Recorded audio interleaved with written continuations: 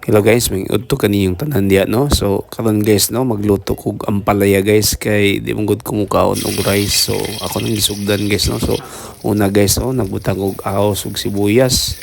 Butahan pod og kamatis guys no. Mura gini akong gisagol guys. Tapos no, ato nang ilunod ang ampalaya guys. So na guys no. Ana ampalaya na siya. Unya ato ding butahan og asin og bitsin guys no. So nakakadali guys. Unya guys, muhang yun tako ninyo guys no.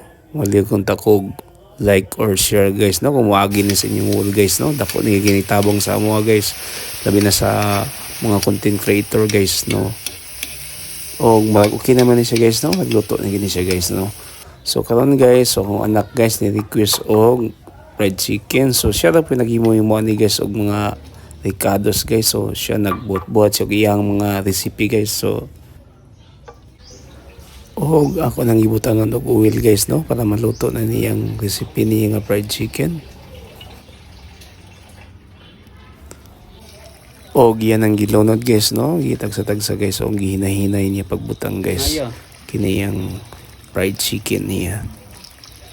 Mas maayo gid guys no nga atong mga bata no tudloan na nato danog mga trabaho no mintas kamay pa no para at least pagdagko nila kabalo na gid sila guys.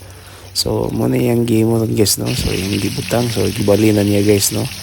Og mo ni guys hapit na gid naluto guys. Og gid tama na tong video guys no. Daghang salamat sa inyong pagtanaw no o pagsuporta sa akong video. Bye bye.